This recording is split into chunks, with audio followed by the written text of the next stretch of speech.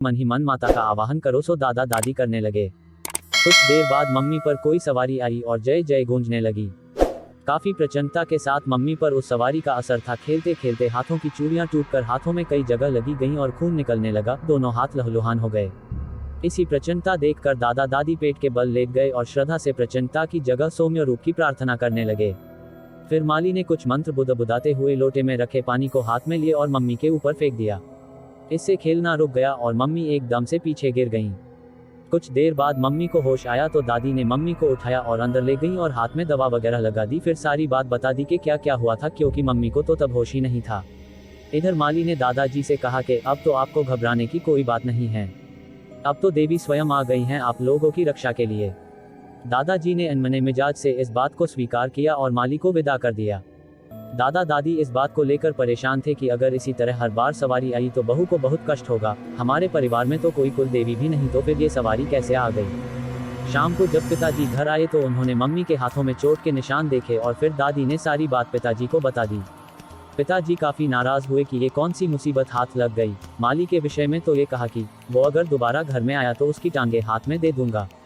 उस दिन के बाद से घर में अलग ही माहौल हो गया। सोमवार को मम्मी पर सवारी आने लगी और शांत करने के लिए माली को बुलाया जाता और माली की अच्छी खासी दावत का इंतजाम हो जाता। मम्मी को जो चोट लगे वो अलग। मम्मी इन सब बातों से बहुत ज्यादा उब गई थी, जिसे कहा जा सकता है कि पीड़ित हो गई थी। काफी परेशान हो जाने पर एक दिन मम्मी ने सारी बात मेरे सबसे बड़े मामा जी को चिट्ठी में लिखकर बता दी। क्योंकि उस जमाने में फोन बहुत कम हुआ करते थे। जवाब में मामा जी ने आने का दिन निश्चय करके आने की सूचना दी। एक हफ्ते बाद मामा जी दिल्ली आए। उनके साथ में एक व्यक्ति और थे, साधारण सा दिखने वाले। अपने साथ हाथ में एक छोटा सा थैला लेके वो मामा जी से साथ हमारे घर आए।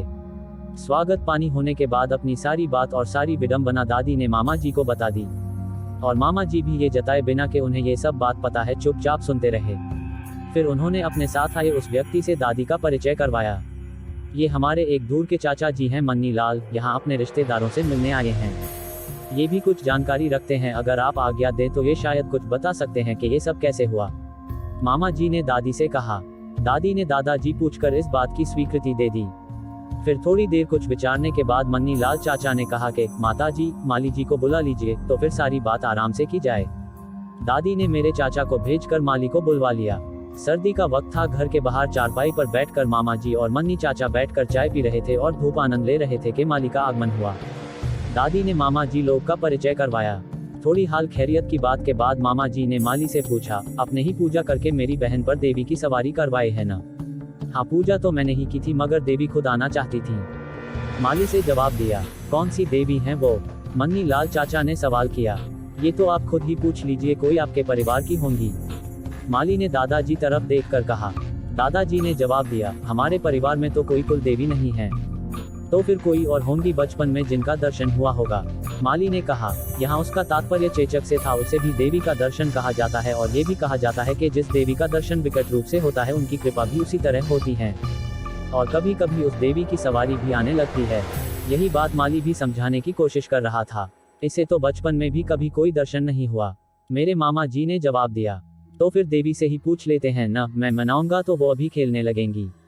माली ने खुद को फंसता देख इस तरह डराने की कोशिश की। ठीक है, चलिए ऐसा ही किया जाए। आखिर वो देवी हैं कौन सी जो ऐसे परेशान कर रही हैं? मन्नी चाचा ने माली से कहा। ठीक है ये, लेकिन डरना मत, माली ने होशियार किया। मन्नी चाचा ने हंसते हुए कहा, अगर डर भी गए तो आप है ना। इतना कहकर माली उठ गया और अंदर जाते जाते बोल, तो फिर आइए ना।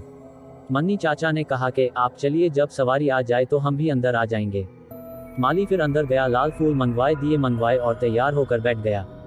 दादी के कहने पर मम्मी भी आकर बैठ गई और मामा जी भी, मगर मन्नी चाचा बाहर ही बैठे रहे। माली ने मंत्र पढ़ने शुरू किए और दिया जलाने लगा, मगर दिए की बाती ने लो नहीं पकड़ी। एक बाद माचिस की तिल्लियां जला जला कर माली ने 3 माच से खाली कर दी, मगर दिया नहीं जला। अब माली के पसीने छूटने लगे। सर्दी में भी उसकी ये हालत हो रही थी, मगर उसका कोई मंत्र, कोई जोर नहीं चल रहा था। माली की समझ से बाहर था कि ये क्या हो रहा है। माली सब कुछ रख कर बैठकर कुछ मंत्र जाप कर रहा था कि मन्नी चाचा अंदर आए। क्या हुआ, देवी नहीं आई? मन्नी चाचा ने पूछा। पता नहीं क्या हुआ, शायद नाराज हो गई हैं। माली ने कहा। अब तुम्हारे बुलाने से देवी तो क्या एक आत्मा भी नहीं आ सकती बच्चे?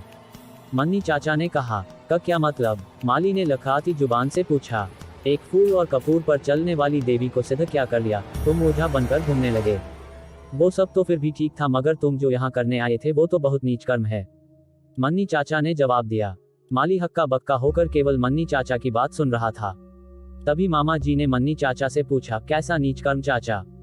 इसकी औलाद ने तुम्हारी बहन पर अपनी देवी का वास करवाया, क्योंकि ये इस घर की सबसे बड़ी बहू है। जब ये अपनी सास के बाद अपने कुल देवता की पूजा करती तो ये सारी पूजा इसकी देवी लेती, और इस देवी को नया कुल मिलता तो इसके ऊपर ज्यादा मेहरबान हो जाती, और ये नीच इस कुल के गुरु के रूप में पूजा जाता। और अगर इस बात से इस कुल के देवता नाराज हो जाते तो ये कुल यहीं रुक जाता। ये कमीना एक गुरु बनने के चक्कर में इस परिवार की पीढ़ी की जिंदगी बर्बाद कर देता। अब तू जहाँ से आया है वहीं चला जा, तेरा ये सारा नाटक आज के बाद नहीं चलेगा, अपनी देवी भी भूल जा। मन्नी चाचा ने गुस्से में माली की तरफ उंगली करके ये सारी बात बताई। ये सारी बात सुनकर दादी को बहुत दैख हुआ और उनके आंसू निकल आए। माफ कर दो बाबा, माफ कर दो, मैं दोबारा ऐसा कुछ नहीं करूंगा, मगर मेरी देवी सिद्धि मत छीनो। माली रोनी सूरत बनाकर मन्नी चाचा के पैर पकड़ते हुए बोला, तेरी देवी ने तभी तेरा साथ छोड़ दिया था जब तू बाहर हमसे बात कर रहा था। अगर तुझमें जरा सी भी कोई चीज बाकी होती तो ये दिए जल गए होते। अब उठ और निकल जा यहाँ से, मन्नी चाचा ने गरजते हुए कहा। माली रोता आंसू पोंछता हुआ वहां से चला गया। मामा जी और मन्नी चाचा जो काम करने आए थे वो हो गया था, फिर वो वहां 2 दिन रुके और चले गए। इन 2 दिनों में माली के साथ क्या क्या हुआ था, ये सारी बात आग की तरह पूरे मोहल्ले में फैल गई, और उस ढोंगी माली का सारा धंधा चौपट हो गया। कुछ दिन बाद वो वहां से कहीं और रहने चला गया। दोस्तों, मन्नी लाल चाचा एक अघोरी थे। उन दिनों वो कानपुर के मेडिकल कॉलेज में मुर्दा घर के चौकीदार की पोस्ट पर रात की शिफ्ट में काम किया करते थे। एक बार एक दोस्त के घायल होने पर मामा जी हिलेट हॉस्पिटल गए, वही मामा जी की मुलाकात मन्नी चाचा से हुई थी। फिर वो अच्छे दोस्त बन गए थे। जब मामा जी ने मम्मी की चिट्ठी के बारे में मन्नी चाचा को बताया तो वो तुरंत आने को तैयार हो गए थे। वो बहुत ज्यादा ऊंचे अघोरी नहीं थे, मगर माली का काम करने के लिए काफी थे। कुछ साल पहले मैं भी उनसे मिला था। उसके बाद सन 2009 में उनका देहांत हो गया, मगर उनके काफी एहसान आज भी हमारे ऊपर हैं।